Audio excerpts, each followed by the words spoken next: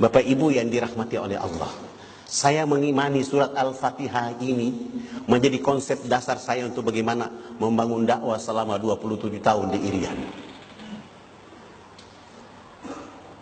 Walaupun awal tahun 78 saya hijrah ke Makassar untuk belajar.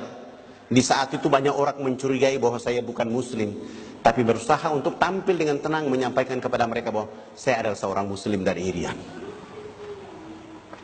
Setelah selesai saya pulang ke Irian, bagaimana saya lihat situasi perubahan, bagaimana bisa merubah keadaan masyarakat yang ada di sana. Saya bilang tidak bisa.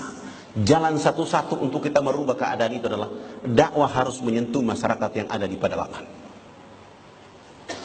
Karena orang-orang di pedalaman Irian itu semuanya hampir dikasih bodoh oleh misionaris-misionaris yang datang ke sana.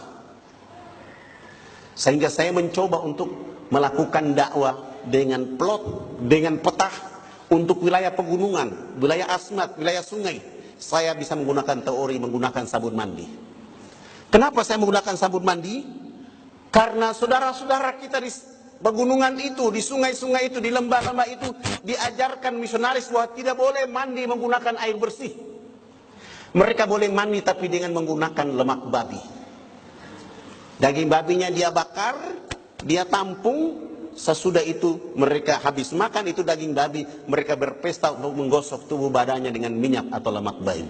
Yang disampaikan oleh misionaris kepada mereka bahwa itu untuk mengusir nyamuk dan membuat tubuh badan hangat.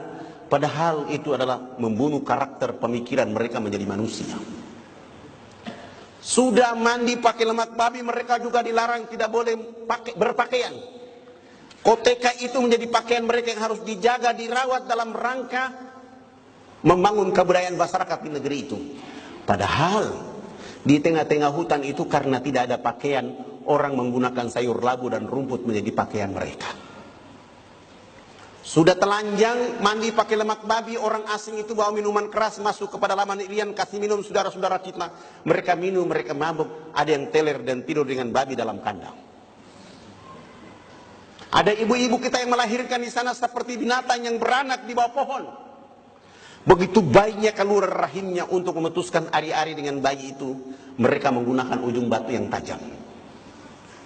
Sesudah itu ibu manusia dilarang untuk menyusui anak kandungnya dengan air susu di sebelah kanan.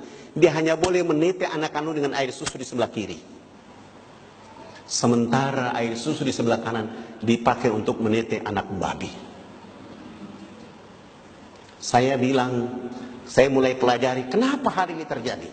Ternyata sebuah kejahatan yang dibuat oleh misionaris untuk Indonesia. Orang Irian harus tetap bodoh, miskin, tertinggal, terbelakang. Lalu dia buat video, dia buat foto, buat proposal, cerita di Amerika, cerita Eropa dan Australia. Di sana dia menfitnah pemerintah Indonesia bahwa pemerintah Indonesia tidak mau membangun orang Irian.